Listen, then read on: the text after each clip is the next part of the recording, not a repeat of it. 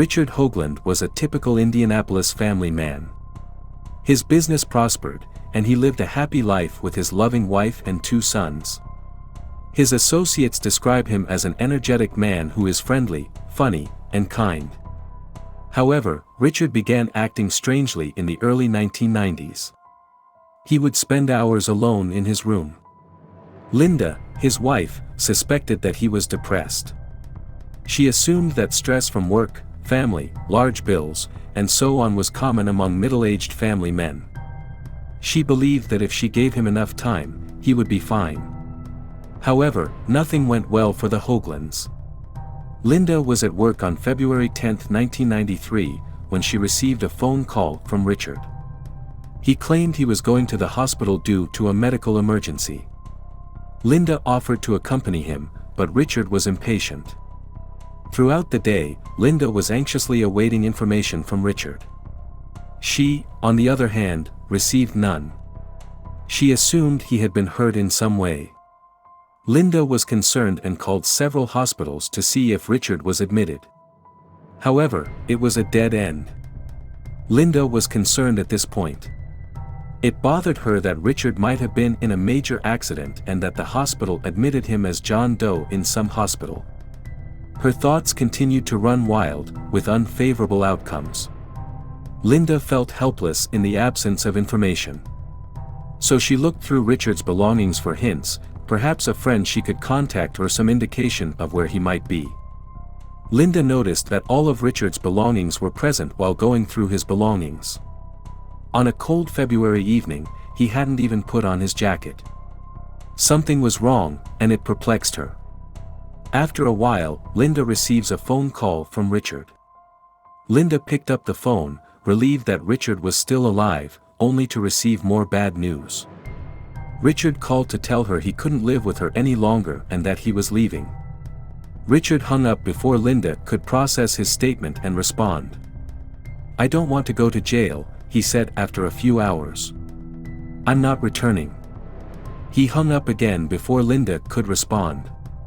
Linda was perplexed by the phone calls and didn't know what to do. She wasn't even sure if it was Richard. Linda, on the other hand, couldn't just sit there. As a result, she went to the police station and filed an official complaint.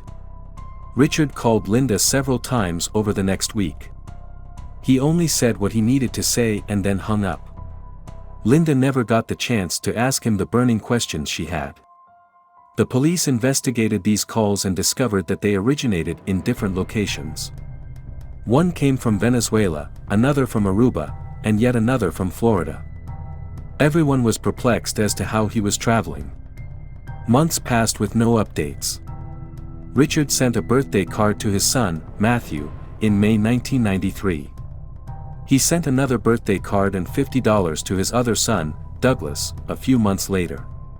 And that was the last time he communicated with me. The police began looking for Richard soon after Linda filed her complaint. They first discovered his abandoned car, which had no signs of foul play. The police discovered Richard was under severe financial duress while investigating his life. Linda and the boys were struggling to cope because Richard was the family breadwinner. She couldn't understand why he would abandon them in such a state. Linda was emotionally and financially broken. She had never imagined herself having to care for the boys on her own. She couldn't keep up with her mortgage, car payments, credit card bills, education, and so on. Linda couldn't move forward with the financial burden Richard had left them with.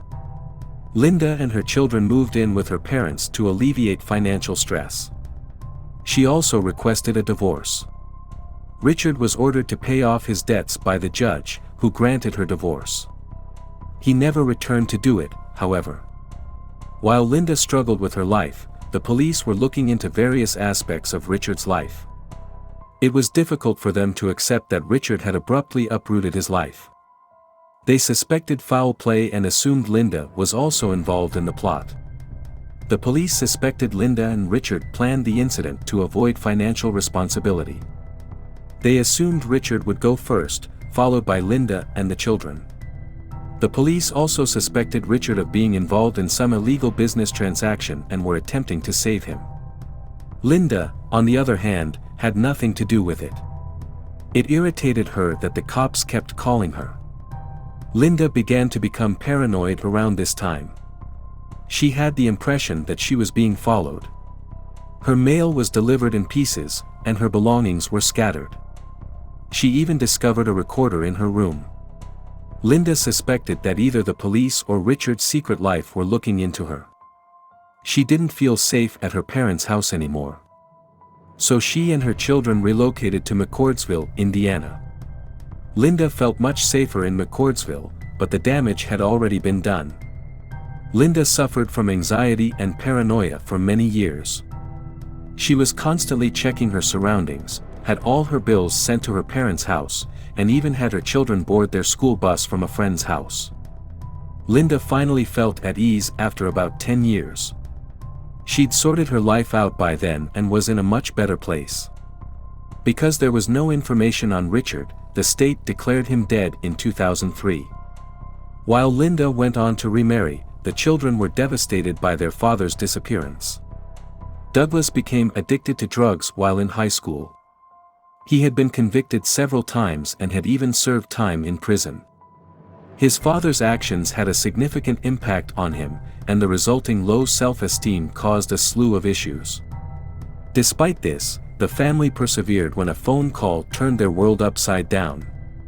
A detective contacted her about Richard in 2016, 23 years after he vanished.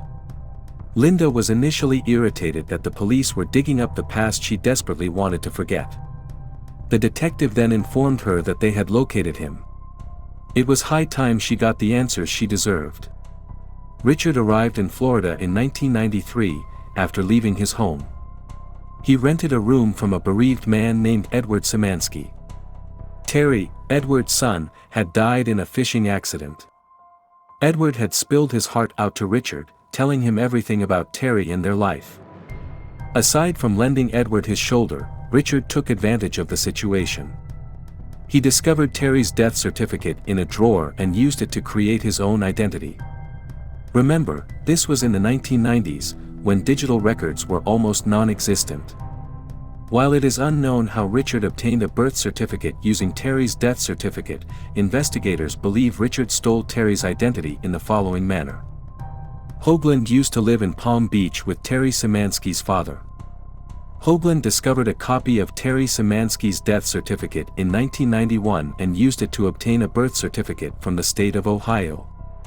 With the birth certificate in hand, he applied for an Alabama driver's license by mail, which he then used to obtain a Florida driver's license. Deputies believe this is how Hoagland ended up living in Florida as Terry Szymanski for more than 2 decades. Richard married Mary Hickman in 1995 as Terry Szymanski and had a son. They were residents of Zephyrhills, Florida. He had several properties there and even obtained a private pilot's license. For nearly 2 decades, he had been known as Terry Szymanski. Terry's real nephew was curious about his family in 2013. So he began looking for his relatives on Ancestry.com, an online resource for learning about your ancestors. He discovered information about Terry Szymanski on that website. But he was aware that Terry had died in 1991. Someone was impersonating his deceased uncle, he realized. However, he and his family remained silent out of fear that the perpetrator would harm them. By 2016, this nephew had had enough of keeping quiet. He went to the police station and explained everything. Richard Hoagland was apprehended by police in July 2016, 23 years after he went missing. Richard initially pretended to be unaware. He insisted on introducing himself as Terry Szymanski. He knew the cops had him when they showed him the original death certificate for Terry. The most important question, however, was why? Why did Richard Hoagland change his name to Terry Szymanski? Why did he leave everything behind in Indianapolis to relocate to Florida? The police initially assumed Richard had fled to avoid financial hardship. They assumed from his phone calls with his wife that he had been dragged into some illegal business and that the only way out was to flee. However, Richard's response when questioned was different. Richard stated that he no longer desired to live with his family. Instead of getting a divorce and paying alimony, he packed his belongings and left. The police wanted to charge Richard with all of his crimes, including identity theft and loan defaults. They even set bail at $25,000. However, after reviewing the case, the cops realized they couldn't charge him for the majority of these offenses due to statute of limitations. He committed those crimes over 2 decades ago. Richard was eventually charged with identity theft by the police. Richard was sentenced to only 2 years in prison in 2017 for impersonation and identity fraud. Linda thought the sentence was unjust given the level of anguish she had to endure. Linda then sued Richard for $1.8 million in unpaid child support, mental anguish, and divorce proceedings, and she won. However, because Richard currently lacks both wealth and employment, it is unclear how he would repay her. Despite the fact that many saw Richard Hoagland as a narcissist who destroyed 2 families, he never felt the need to apologize to anyone. Linda, Mary, or his children. He accepted his punishment with no qualms. He is currently out of jail and working to repay the money he owes Linda. Richard's other wife, Mary Hickman, fought to keep the properties she bought with Terry. Her life was uprooted and destroyed, despite the fact that she kept the majority of them. It was heartbreaking to realize that 20 years of her life had been a lie. She was hurt because she fell for a deceptive man. Linda's family still believes Richard fled to avoid some questionable dealings. However, they are relieved to have some closure. Linda exclaimed in an interview, "What are your thoughts on the Richard Hoagland's case? I really appreciate your input. Thank you for taking the time to watch. Be a part of the Chris Crime Diaries family and hit the subscribe button now."